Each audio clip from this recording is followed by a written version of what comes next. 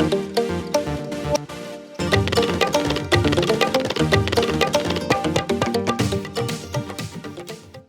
नमस्कार। आपने मुझे मेरे चैनल ई टेक्निकल जिज्ञासा में काफ़ी प्यार दिया है। इस चैनल में मैंने अपने काफ़ी टेक्निकल वीडियो डाले हुए हैं और ये जो मेरे टेक्निकल वीडियो हैं ये बहुत टॉपिक से रिलेटेड है, जैसे कंप्यूटर रिपेयरिंग, सॉफ्टवेयर के लिए बारे में, कारोगेशन की पूरी सीरीज़ है इसके अंदर।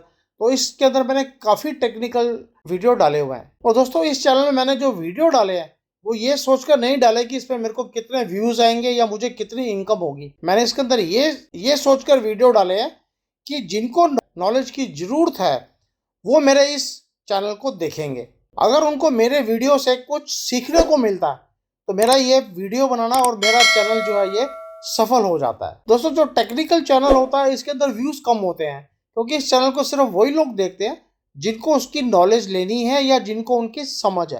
आम आदमी उसको नहीं देखता, वो सिर्फ टेक्निकल बैकग्राउंड के लोग ही उसको देखते हैं। तो इसलिए मैंने ये चैनल व्यूज के लिए बिल्कुल भी नहीं बनाया था। दोस्तों आज के समय में हम सभी 4 समस्याओं से बहुत बुरी तरह से ग्रस्त है। ये जो हमारी समस्याएं हैं ये बहुत बेसिक समस्याएं हैं। जैसे कि आप जानते हैं कि हमारा जैसे खाना पीना है वो खराब है, हमारा जो पानी है वो खराब है, हमारा जो वायु है वो भी खराब है। आप देख रहे हैं कि कितना पॉल्यूशन है।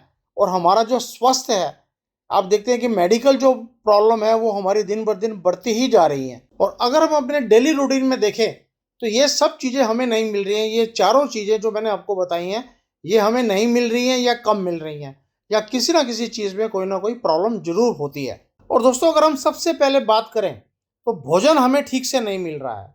जैसे कि आप सब जानते हैं हमारे जो किसान भाई हैं वो अधिक और शीघ्र फसल प्राप्त करने के लिए बहुत से तरीके अपनाते हैं। अधिक फसल प्राप्त करने के लिए वो यूरिया और केमिकल का प्रयोग करते हैं जिसको हम पेस्टिसाइड बोलते हैं। और पेस्टिसाइड से क्या होता है, जो फसल होती है वो जल्दी उगती है और उसकी जो आकार होता है वो भी बढ़ जाता है। जैसे आप लौकी है, लौकी के अंदर पेस्टिसाइड डालेंगे, इंजेक्शन लगाएंगे तो वो जल्दी से बढ़ जाती है। अगर आप दूध की बात करते हैं तो आज के टाइम के अंदर जो हमें दूध मिल रहा है वो भी ठीक से नहीं मिल रहा है, वो भी यूरिया से बनाया जा रहा है। उसके अंदर यूरिया और केमिकल मिक्स करके दूध को बनाया जा रहा है, जो कि हम हर घर के अंदर हम दूध का प्रयोग करते हैं। हम आसपास देखते हैं कि कैसे फलों में और सब्जियों के अंदर इंजेक्शन लगाए जा रहे हैं, जिससे जो फल और सब्जियां होती हैं वो जल्दी समय में बड़ी हो जाती हैं ताकि किसान उसको जल्दी से जल्दी मार्केट में बेच पाए। परंतु दोस्तों हम लोग मजबूर हैं, हमें वो चीजें लेनी पड़ती है क्योंकि हमारे पास इसका दूसरा विकल्प नहीं है। दोस्तों कुछ लोगों ने मिलकर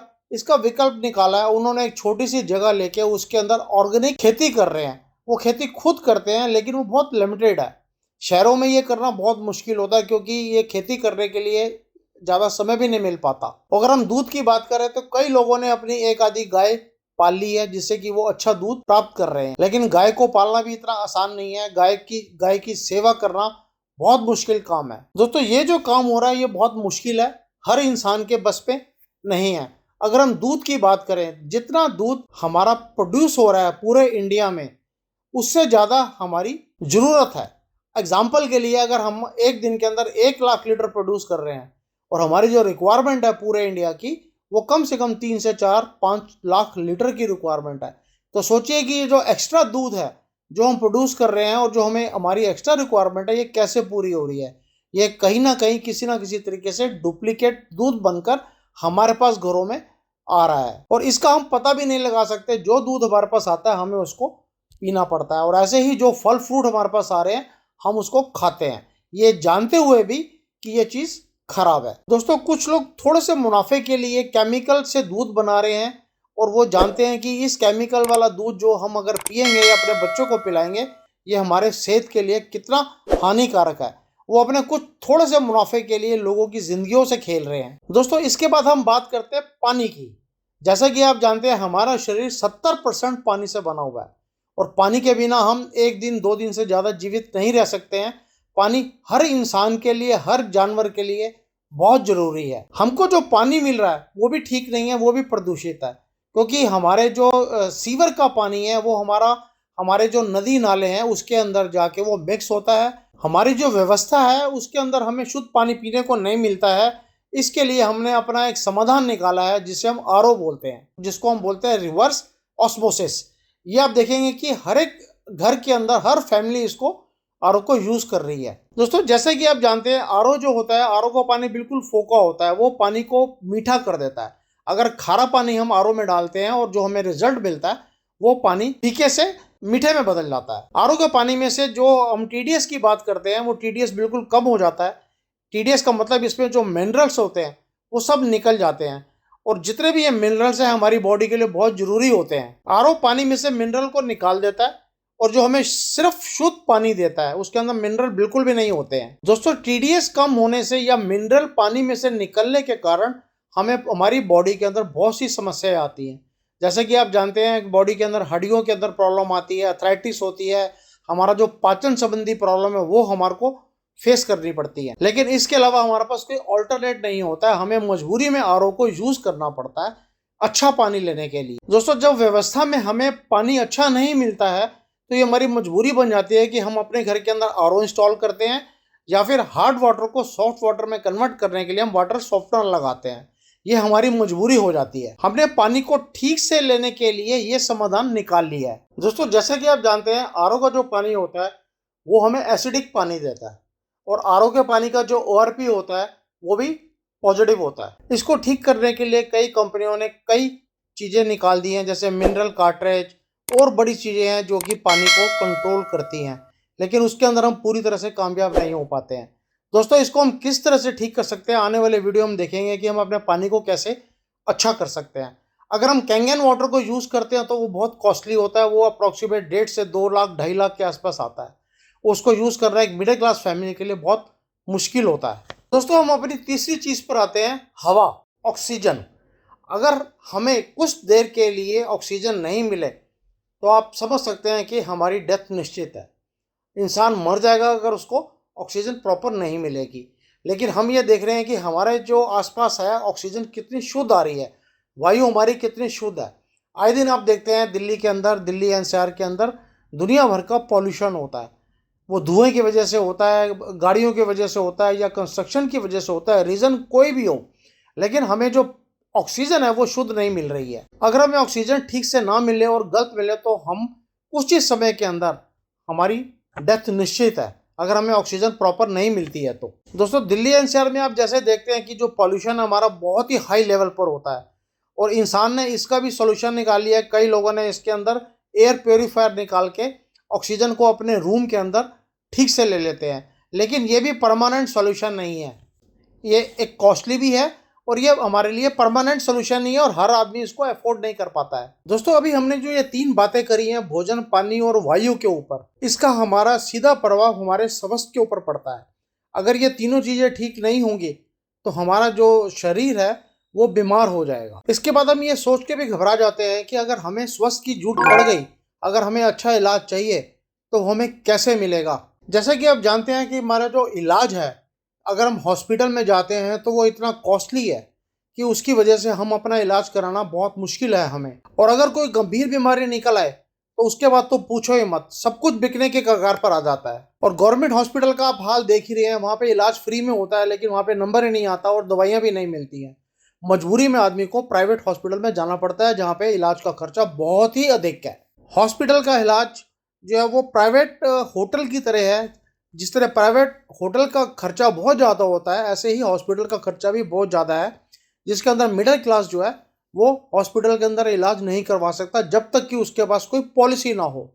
और अगर इंसान पॉलिसी लेता है तो पॉलिसी का हर साल उसका खर्चा उसको देना पड़ता है। और इंश्योरेंस प्रीमियम के जो बिल हैं, प्रीमियम जो है उसका, वो भी बहुत अधिक हो गया, जो कि एक आम इंसान के बस के बाहर हो चुका है। और जब क्लेम की बारी आती है तो इंश्योरेंस कंपनी वाले उसमें से कुछ परसेंट, 2%, 5%, 10% काट लेते हैं, पूरा पैसा क्लेम का नहीं मिलता है। आप सोच सकते हैं कि अगर हमारी जनसंख्या 140 करोड़ की है और हमारे पास डॉक्टर सिर्फ 25 से 30 लाख डॉक्टर हैं, तो आप सोचिए कि हमें इलाज कैसे मिलेगा। कहाँ 140 करोड़ पब्लिक और कहाँ सिर्फ 25 से 30 लाख डॉक्टर, तो हमें इलाज कैसे मिल सकता है।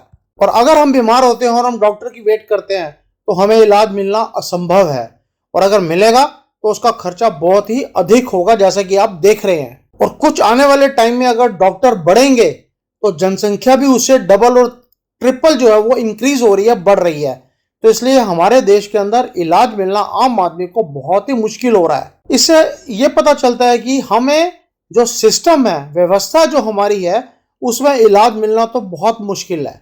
मिलेगा तो हमारी जेब से पैसे बहुत ज्यादा लगेंगे। तो इसका मतलब यह है कि हमें कोई ना कोई ऐसे ऑल्टरनेट ढूंढने हैं कि जिससे हम अपना इलाज खुद ही कर पाए। वो कैसे संभव है? वो इस प्रकार संभव है कि हम अपने खाने पीने पर कंट्रोल करें, अपने खाने पीने का टाइम निश्चित करें, ताकि जो हमारी बॉडी है वो हमारे बीमारियों के साथ लड़ सके। दोस्तों, इसका मतलब ये हो जाता है कि जो हमारी बीमारियां हैं, जो हमारी चिकित्सा है, जो हम दवाइयां लेते हैं, हम इस तरह से सिस्टम बनाएं कि वो चिकित्सा हम अपनी खुद ही कर पाए। दोस्तों, ये सुनकर आपको बहुत अजीब लग रहा होगा, लेकिन ये कड़वी सच्चाई है। हमें ये रास्ता अपनाना पड़ेगा और हमें अपने शरीर की देखभाल जो है वो अपने आप खुद से करनी पड़ेगी। हमें सिर्फ एक यही रास्ता नजर आता है, इसके अलावा और कोई रास्ता नजर नहीं आता। और दोस्तों, ये भी आप जानते हैं कि हमारी मेडिकल लाइन ने जितनी तरक्की करी है, जितना उस पर डेवलपमेंट हुई है, उससे कहीं ज्यादा बीमारियां भी बढ़ी हैं। 70-80 के दशक के अंदर आप देखेंगे जो बीमारियां थी वो बहुत कम थी। कैंसर जैसी बीमारियां उस समय थी भी नहीं, क्योंकि लोगों का खाना पीना, वायु सब अच्छा था। आज के टाइम आप देखेंगे घर घर में कैंसर आ रहा है और दुनिया भर की जो प्रॉब्लम है खाने पीने और पानी की वजह से हो रही है। पहले समय में जो पानी होता था बिल्कुल साफ होता था, किसी आरओ की जरूरत नहीं होती थी। लोग तालाब में जाते थे, कुएं में जाते थे, वहां से पानी ले लिया करते थे। किसी भी तरह के आरओ या किसी भी मशीन की जरूरत नहीं पड़ती थी। जैसे जैसे विकास होता जा रहा है वैसे वैसे हमारी समस्याएं भी बढ़ती जा रही हैं और हमारे घरों में आरओ आ गया है और फसलों में केमिकल और पेस्टिसाइड का प्रयोग होना शुरू हो चुका है। इसकी वजह से जो बीमारियां हैं वो बढ़ गई हैं और हॉस्पिटल भी प्राइवेट हो गए हैं। और जितने हॉस्पिटल खुल गए हैं उतने ही ज्यादा लोगों की बीमारियां भी बढ़ चुकी हैं। हॉस्पिटल का इलाज भी बहुत महंगा है, दवाइयां भी बहुत महंगी हैं और जो मिडिल क्लास है उसको ये सुविधा नहीं मिल पाती है कि वो अपना इलाज किसी प्राइवेट हॉस्पिटल में कर पाए। गवर्नमेंट हॉस्पिटल में आप देखेंगे तो मरीज फर्शों पर लेटे पड़े हैं, उनका इलाज नहीं होता है और दवाइयां भी उनको नहीं मिल पाती हैं। और गवर्नमेंट हॉस्पिटल में जो डॉक्टर्स हैं उनके ऊपर बहुत प्रेशर है, डॉक्टर कम है, पेशेंट ज्यादा है, इसलिए उनको प्रॉपर इलाज नहीं हो पाता और डॉक्टर लोग मरीजों को अटेंड भी नहीं कर पाते हैं। दोस्तों, अगर इन सब बातों को हम देखें तो हमें अपने शरीर की देखभाल खुद ही करनी चाहिए और हमें खुद ही करनी पड़ेगी। अगर हम खाने पीने पे ध्यान देंगे और अपने शरीर की देखभाल खुद करेंगे तो हमारी ये समस्या खत्म हो जाएगी। बाकी अगर कोई सीरियस प्रॉब्लम होती है उसके लिए डॉक्टर अवेलेबल हैं, लेकिन हम कोशिश करें तो हमारी 15 से 20% प्रॉब्लम जो है वो सीरियस होती है। बाकी 80 से 85% प्रॉब्लम ऐसी हैं जो छोटी मोटी होती हैं। पेट में दर्द हो गया, खांसी हो गया, जुकाम हो गया, ये हो गया, ये हम सब कर सकते हैं अगर हम अपने खाने पर कंट्रोल कर लें तो हमें डॉक्टर की जरूरत नहीं पड़ेगी। तो दोस्तों, आप सब ये सोच रहे होंगे कि ये कैसे संभव हो सकता है, हम अपनी शरीर की देखभाल कैसे कर सकते हैं और दवाइयां हम अपने आप कैसे ले सकते हैं। दोस्तों, इसकी जरूरत ही नहीं पड़ेगी अगर आप अपने शरीर को कंट्रोल करेंगे, खाने पर कंट्रोल करेंगे और अपने शरीर की देखभाल करेंगे तो ये भी संभव है कि आपको डॉक्टर की जरूरत ही नहीं पड़ेगी। दोस्तों, जैसे कि आप जानते हैं जब आप डॉक्टर से इलाज करवाते हैं तो वो आपकी नब्ज देखकर कुछ नहीं बताता, क्योंकि ऐसे वैद्य जो नब्ज देख के बताते थे, आज के टाइम में ऐसे वैद्य नहीं मिलते हैं कि वो आपकी नब्ज देखेंगे और नब्ज देख के आपको बता देंगे आपने ये प्रॉब्लम है और आपने कल क्या खाया था। ऐसे डॉक्टर आज के टाइम में अवेलेबल नहीं हैं। ऐसे डॉक्टर आपको ना के बराबर मिलेंगे और अगर कुछ ऐसे डॉक्टर मिलते भी हैं तो हम उन पर इतना आसानी से विश्वास भी नहीं कर सकते हैं। और दोस्तों, जब भी आप डॉक्टर के पास इलाज कराने जाते हैं तो वो पेशेंट से ही सारी डॉक्टर जो है वो पेशेंट से ही सारी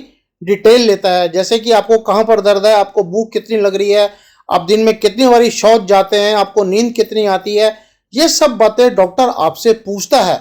और डॉक्टर जब आपसे पूछता है तो उसको आप सारी डिटेल देते हैं कि ये मेरे को प्रॉब्लम है और डॉक्टर उसको लिखता रहता है और लिख के उसके हिसाब से आपको दवाई देता है और डॉक्टर उसी के हिसाब से आपका इलाज करता है। आप सोचो कि डॉक्टर को आपने सब कुछ बताया, उसके बाद वो आपको आपका इलाज कर रहा है और आपको दवाई दे रहा है। अगर हम देखें तो हमें ऐसे आज के टाइम में ऐसे वैद्य नहीं मिलते हैं जो बिना देखे, बिना आपसे पूछे आपकी नब्ज को पकड़कर आपको बीमारी का बता दें। ऐसे डॉक्टर, ऐसे वैद्य आज के टाइम पर नहीं मिलते हैं। दोस्तों, हमारे देश में तकरीबन 200 साल पहले ऐसे डॉक्टर थे जो हमारी नब्ज को देखकर बता देते थे कि आपको क्या प्रॉब्लम है और आपको कौन सी दवाई देनी है। आज के टाइम में ऐसे डॉक्टर जो है वो नहीं मिलते हैं। अगर आज के डॉक्टर की बात करें, जो आप डॉक्टर को बताएंगे वो उसी के अनुसार आपको दवाई देता रहेगा। और डॉक्टर आपको जो मेडिसिन देता है उस मेडिसिन के भी साइड इफेक्ट होते हैं। आप एक बीमारी को ठीक करते हैं, साथ में दूसरी बीमारी भी शुरू हो जाती है, उसके साइड इफेक्ट है मेडिसिन के। इसके बाद जो हमारी अंग्रेजी दवाइयां ये इतनी महंगी हैं कि उसका मिडिल क्लास आदमी के लिए उसको खर्चा उठाना बहुत मुश्किल होता है। और डॉक्टर उसके बाद दुनिया भर के टेस्ट लिख के देता है, वो टेस्ट इतने कॉस्टली हैं, वो सारे के सारे टेस्ट आपको कराने पड़ते हैं। उसके बाद डॉक्टर बताएगा आपको ये प्रॉब्लम है। हमारे देश के अंदर जो प्रधानमंत्री जन औषधि केंद्र है उसके अंदर दवाइयों की कीमत है वो बहुत कम है, कम से कम 7 से 10 गुना दवाइयों की कॉस्ट कम है। दोस्तों, जैसा कि आप जानते हैं कि हमारे देश के अंदर कुछ ऋषि हुआ करते थे, जैसे कि चरक ऋषि, भागवत ऋषि, सुशांक ऋषि। ये सैकड़ों साल पहले आयुर्वेद द्वारा इलाज किया करते थे। लेकिन इन सब ऋषियों को एक बात कहते थे कि व्यक्ति जो मरीज होता है वो खुद ही सबसे अच्छा डॉक्टर हो सकता है, क्योंकि उस मरीज को अपनी बीमारी का जितना गहराई से पता है वो डॉक्टर को नहीं पता होता। वो डॉक्टर को जो बताता है उसी के हिसाब से वो दवाई उसको देता है। इसलिए जो मरीज अपनी प्रॉब्लम डॉक्टर को बता रहा है वो अपना इलाज भी खुद से बहुत अच्छे से कर सकता है, जिसके लिए उसको कुछ नॉलेज की जरूरत है। वो नॉलेज उसको लेनी पड़ेगी। जैसे हमारी गाड़ी खराब होती है, हमें अपनी कार के बारे में नॉलेज होती है कि इसके अंदर कचरा आ गया है, इसका फिल्टर खराब है, उसी तरह से हमें अपने शरीर की भी नॉलेज लेनी पड़ेगी, जो कि मुश्किल नहीं है। आप उसको बड़े आसान से समझ सकते हैं। अगर वो अपने शरीर की नॉलेज ले ले तो वो हर बीमारी से लड़ सकता है, जब उसको ये पता होगा कि मेरे बॉडी में ये पार्ट्स में ये प्रॉब्लम है, इसकी वर्किंग ऐसे है। दोस्तों, अगर ये नॉलेज हम ले लेते हैं, अपने शरीर की बनावट के बारे में जान लेते हैं, हमें ये जो बीमारियां हैं इसका इलाज हम खुद ही कर सकते हैं। दोस्तों, हमारे ऋषि बताते थे कि जो हमारे बीमारियां हैं उसका 80% हिस्सा इतना आसान है कि वो हम खुद ही कर सकते हैं। जो 20% का हिस्सा है, जो कि एक स्पेशलिस्ट डॉक्टर की जरूरत पड़ती है, उसके लिए हमें डॉक्टर के पास जाना पड़ता है। और अगर हम अपने शरीर को जान लें और अपने भोजन को पहचान लें तो 80% बीमारियां का इलाज हम खुद ही कर सकते हैं। और ये जो 20% का हिस्सा है जहां पे हमें स्पेशलिस्ट डॉक्टर की जरूरत पड़ती है, उसके अंदर बीमारियां बहुत कम आती हैं। उसके अंदर वो बीमारियां आती हैं जब बीमारी बिगड़ जाती है या उसकी प्रॉब्लम ज्यादा हो जाती है, तब वो 20% के अंदर आती है, जिसके अंदर हमें किसी स्पेशलिस्ट डॉक्टर की जरूरत पड़ती है। अदरवाइज जो 80% बीमारियां वो छोटी मोटी बीमारियां होती हैं, जो हम अपने शरीर के हिसाब से, अपने खाने पीने के हिसाब से उसको ठीक कर सकते हैं। दोस्तों, इसका मतलब ये है कि जो 80% बीमारियां हैं उसके डॉक्टर तो हम खुद ही बन सकते हैं। सिर्फ थोड़ा सा हमें कंट्रोल करना पड़ेगा खाने पीने में, और जो भी हमारी दिनचर्या है उसको हमें ठीक से करना पड़ेगा। और इसके बाद अगर हम ये करते हैं तो हम 80% डॉक्टर तो अपने खुद ही बन सकते हैं। हमें किसी भी स्पेशल डॉक्टर की जरूरत नहीं है। इसके लिए दोस्तों आपको 2 काम करने पड़ेंगे। एक तो आप अपने शरीर को समझ लो, आपके शरीर की बनावट क्या है, आपके शरीर के जो अंग है, किस अंग का क्या काम है, वो कैसे काम करता है। यह मुश्किल नहीं है, बहुत आसान है। इसके लिए आपको ज्यादा नॉलेज, डॉक्टर वाली नॉलेज की जरूरत नहीं है। आपको बेसिक चीज चाहिए, आपका शरीर कैसे काम करता है, बहुत आसानी से ये समझ में आ जाएगा। और आपके शरीर के कौन कौन से अंग ऐसे हैं जो किस किस क्रिया को करते हैं, क्या काम करते हैं, ये आपको समझना पड़ेगा। शरीर की बनावट समझ जाएंगे तो आपको ये पता चल जाएगा कौन सी बीमारी किस अंग से रिलेटेड है, क्या प्रॉब्लम आ रही है, जिससे उस अंग के साथ आप उस बीमारी को जोड़ सकते हैं। ये आपको पता चलना चाहिए। और कौन सी बीमारी आपके बॉडी के किस पार्ट से संबंध रखती है। और दूसरी चीज दोस्तों, शरीर के बाद आप अपने भोजन को पहचान लें, आपको क्या खाना है, कब खाना है। अगर आप इसको पहचान लेंगे, आपकी जो शरीर में जो बीमारी हैं वो दूर भागेंगी। ये दोनों चीजें आपको समझनी पड़ेंगी, आपके शरीर की बनावट और आपका भोजन। ये अगर आप समझ लेते हैं तो आपकी बीमारियां 80% बीमारियां आपकी खत्म हो जाएंगी। और अगर आप इन दोनों चीजों को समझ लेंगे तो आप अपने डॉक्टर खुद ही बन सकते हैं। ये जो बात है ये भागवत ऋषि जी ने भी बोली थी कि आप अपने शरीर के डॉक्टर खुद ही बन सकते हैं। अगर आप अपने शरीर को और भोजन को पहचान लेंगे तो आप अपने डॉक्टर खुद ही बन सकते हैं। अगर आपने अपने भोजन को समझ लिया कि आपने भोजन में क्या खाना है, कब खाना है और कैसे खाना है, तो आपको कभी भी किसी डॉक्टर की जरूरत नहीं पड़ेगी। दोस्तों, अगर आप अपने भोजन को समझ जाएंगे तो आप अपनी रसोई को भी समझ जाएंगे। हमारे पुराने ऋषि बोलते थे कि अगर जीवन में कोई भी खोज है तो वो रसोई घर है। रसोई घर में सारी बीमारियों की समस्या मिल जाएंगी आपको। रसोई घर में सभी बीमारियों का रहस्य छुपा हुआ है। इतनी कमाल की बात ये हमारे ऋषि बोल कर गए थे, लेकिन हम उसकी तरफ ध्यान नहीं देते हैं। और दोस्तों आप जानते हैं कि दुनिया में अगर कभी किसी भोजन और रसोई की खोज हुई है तो वो भारत है। भारत के अंदर हर प्रकार की भोजन रसोई से जुड़े हुए हैं और हमें हर प्रकार के भोजन बनाने के लिए हमारे पास हर तरीके का जड़ी बूटी सामान, खाना पीना, हर चीज भारत के अंदर मिलता है। आप देखते हैं कि हमारे भारत के अंदर हर तरह के मौसम है और हर मौसम की अलग सब्जियां, फल, दालें, मसाले सब मिलते हैं। जिस मौसम के अंदर जो हमें फल चाहिए वो सब हमारी प्रकृति मां धरती हमें देती है। और हमारे देश में हमें हर तरह के मौसम मिलते हैं, जो कि पूरी दुनिया में कहीं भी नहीं है। बहुत कम देश है जिसके अंदर सारे मौसम मिलते हैं और उस मौसम के हिसाब से खाने की चीजें भी उपलब्ध है। ये सिर्फ भारत में ही अवेलेबल है। ये सब प्रकृति माँ का हमारे ऊपर आशीर्वाद है। और इसके विपरीत अगर हम बाकी देशों में देखें तो वहां पे ये सुविधा उपलब्ध नहीं है। बाकी के देशों में या तो वहां पे खूब सर्दी पड़ती है, या वहां पे बहुत गर्मी होती है, या वहां पे सूरज जो है वो 6 महीने निकलता है, 6 महीने अंधेरा रहता है। सोचो क्या स्थिति है बाकी के देशों की, और हमारा भारत की स्थिति कितनी मजबूत है। और दोस्तों जैसा कि आप जानते हैं, जब बाहर के देशों के पास भोजन ही नहीं है तो वो भोजन पे रिसर्च क्या करेंगे।